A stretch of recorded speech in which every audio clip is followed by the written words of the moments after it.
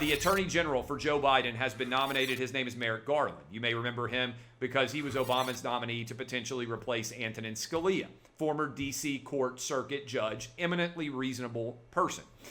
He is nominated to be the next Attorney General of the United States. He was asked at his hearing whether or not biological men should be able to play women's sports, and he said that was a tough question.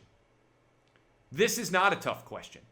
Biological men should not be able to play women's sports because biological men have physical advantages that women don't.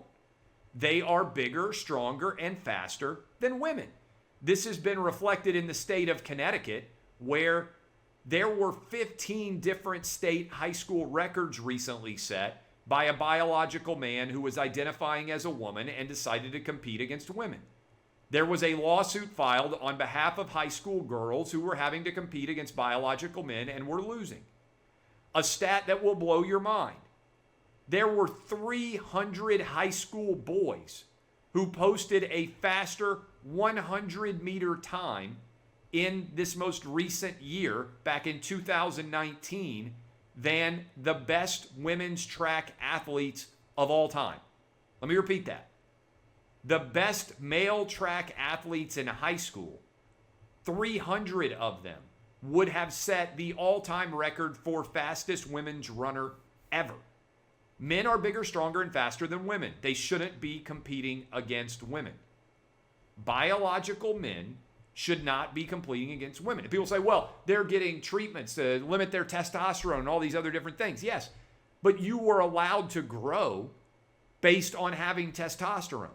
So if you are fully grown as a man and then you start to identify as a woman and start to get treatment to up your levels of estrogen and lower your levels of testosterone, your overall size, your height, your shoulder width, your musculature, all of that has already been developed based on basic biology.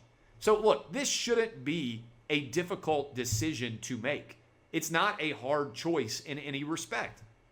We have women's sports and we have men's sports. The reason we divide the sexes is because if men and women were all in a unisex competition, women would never win. Worse than that, women would never make teams, okay?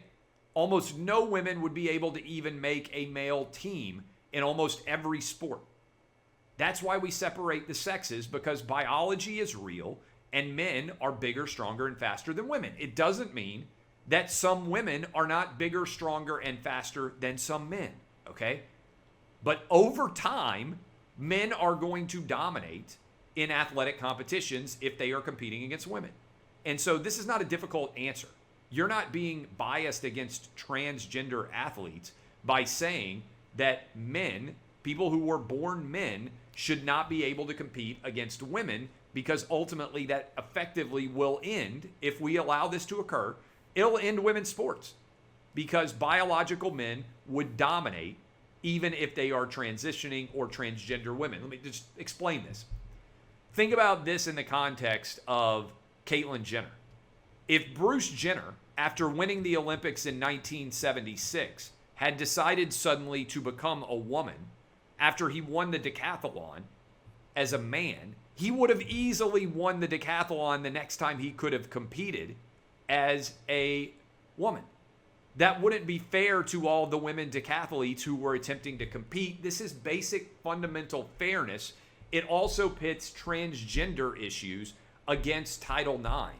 It's feminist against transgender-related issues. The reason why people don't want to make a choice there is they're having to choose on the identity politics pyramid, one side or the other. I'm telling you what the right answer is here. Women should compete against women, and men should compete against men. That's the answer. That's been the answer for decades. It's been the answer ever since men and women were divided for purposes of athletic competition, because otherwise men would win all athletic competitions because of being bigger, stronger, and faster. That's not sexism. That's basic biology.